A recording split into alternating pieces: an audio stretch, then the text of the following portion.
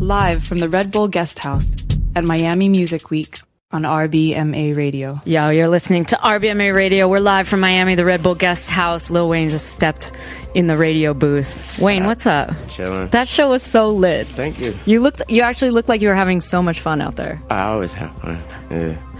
How does it feel playing in Miami since you're a Miami resident now? Yeah, it's kind of cool because I just live 15 minutes away. So they was like, you got to be on stage at 6, and I woke up at like 5:23. So yeah, it was cool. It was all good. I wanted to ask you about Mannie Fresh. We just heard Go DJ, which is one of your classic, one of so many classic songs you made with Mannie. How does it feel to be working with him again, like have worked with him on Carter 5?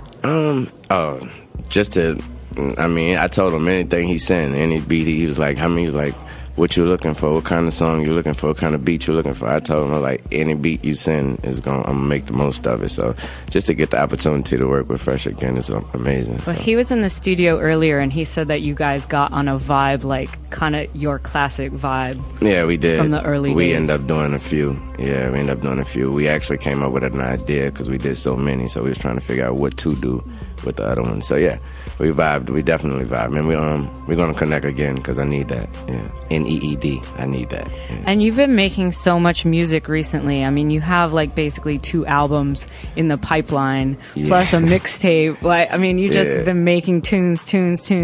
Like, how do you feel that you like grown in the last year or two as an artist from making all this stuff? I mean, as an artist, creatively, that's the only way I look. I mean, that's the only way I look at growth. I measure my growth is creatively. I can't see anything else. But creatively, I've gotten better. Sometimes I feel like I fall off on a song or two. Not any songs you guys heard, talking about personally. So what I do is I listen to it 100 times and find out what I should have said better. Should have probably changed the to is, little things like that. And that's how I get better. That's growth. Can you recall a lyric that you ever said where you were like, damn, I can't believe I just wrote that? I know that's probably hard to recall, like, off the bat. I think one of them was, they say we learn from mistakes. That's why you mistake me. Yeah. There was one that you spit out there about goblins. Like, what's a goon gonna say to a goblin? What's a goon to a goblin? Yeah, that's one of the classic ones. Yeah. I love that. Do you believe in ghosts? No, because I have a big, huge house and I live by myself. So if I believed in it, So that's my way of not being afraid of ghosts. You'd be like, I don't believe in it. So yeah, no, I don't believe in ghosts. No. I wanted to ask you about it. You mentioned that you had, like, for instance, 31 tracks for Carter 5. Like, when you're narrowing stuff down right now in terms of like what you want to put out, like, what vibe are you on? Like, what for this new Wayne stuff? Like, what are you feeling right now? Even what you're listening to on your own time. I work with my mans Taz and Mac Mannie and Taz, and I let them, because they, like I said, only thing I can measure every day about myself is the the lyrics. But that's the only thing I focus on. So those guys, they know what they measured the real, they measured other type of growth, and they know what I need or what Wayne fans would want or things like that. So I just do a zillion songs, and I just let Taz and Mac pick. And then we all sit down and we figure out, they tell me their idea and why they pick these songs and why this song should be this. And I go off there, I go from there and I create more. That's how it goes. Who are some of the other producers that you're working with? You're working with Mustard. Yeah, Mustard. We did a crazy one. Mustard.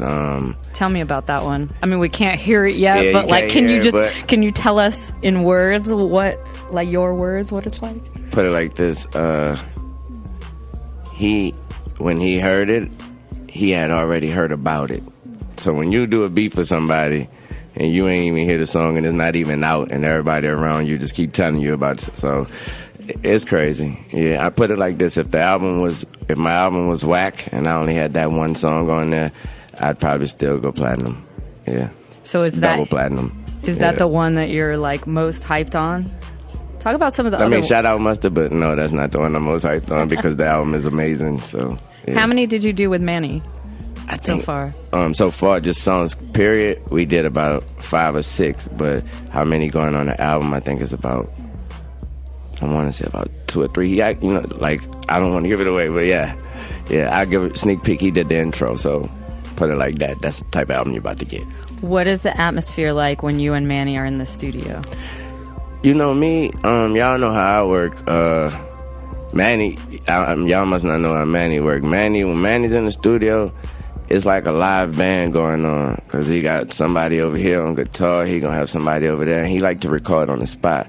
He don't like to, boom, I like that drum kick, I like the snare. No, he like to, if it's boom, boom, boom, boom, tat, tat, he's already, that's how he record. You play the guitar, so if you don't want to be, you get out of his space. And me, I don't write, so I just think to myself all day. So that's how we did it. He was in one room, he sent the beat when he's finished, and I'm in another room, I send what I'm done when I'm finished, and that's how it goes. He said that he's really hard on people, and he'll make people do it like many times, and people get like mad. That's what I'm trying to tell you. Yeah, so you don't want to be in that atmosphere if you ain't prepared for all that. And when I was younger, that's how they were. That's how he was on me. So I am a product of that. Are the records that you're working on now, I mean, is it the same mix of kind of like club tracks and personal tracks, or like are you going more confessional, more club? You know, honestly, I'm not a club. I don't make club songs. I don't, not because I don't try, just because I don't know how. You know, club songs are songs that you make for people that's going out, and you know this is what they want to feel when they're in there. So I lack that. I don't know how to do that, because all I do every day is go to work. So I make songs that I feel that you feel, period, that you understand, period. So when you're in the club, if it comes on, then so be it. I wanted to talk a little bit about Truffle Butter. Okay. How did that song come about? Oh, Nick just gave it to me. Nikki just came in the room one day and in the studio. She was in the other studio. I was in that one, and she was like, yeah, here's a song I want you to get on. I'm really feeling it. I think it's going to probably be a single or something like that. So I hopped on it, and that was that. But then you were the one that decided to rap about truffle butter, and therefore the tune was called that, right? Let me get this. Yeah, let me clear this up real quick. Straighten this out. Let me straighten this out. And I put this on God, man. I don't know nothing. I don't know what the real truffle butter mean. I don't know what the fake truffle butter mean. I don't write, y'all. So things that I say came straight from the top of my head. So when I said truffle butter on her, you know what, I thought truffle butter was something you put on steak or food or something like that. So I was saying, like, you know, I eat a lot of you know what. So I was saying, I'm going to put the steak, whatever, that type of sauce, butter, whatever, on your you know what. I don't know what no other, you heard me, I don't know what no other truffle butter mean. And I got a text the other day that it meant something else from one of my close friend. She texted me and was like, you know what that mean that? And I was like, no, it does not mean that on my verse. I'm sorry. It does not mean any other meaning than the steak stuff. I thought you meant the steak butter too, and then I looked it up. Somebody put on Twitter, yeah, do you know what that means? No, and I was like, oh, no. I thought you were like, after that, I thought you were like on some 50 Shades of Grey, like trying to popularize a new. I don't even know what 50 Shades of Grey is. I don't know what truffle butter is. None of that. I know one shade of gray.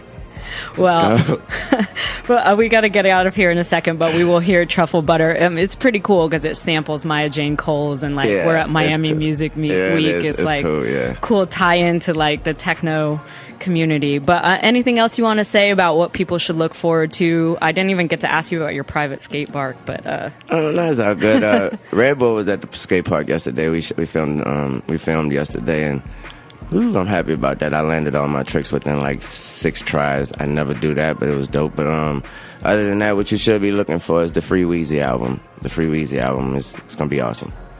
And when is that set to drop, or do you have a date? I'm next month in it. I don't have a certain date because it's free, so I just might drop it while you sleep, something like that.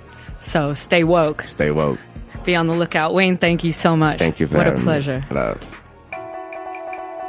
RBMA Radio.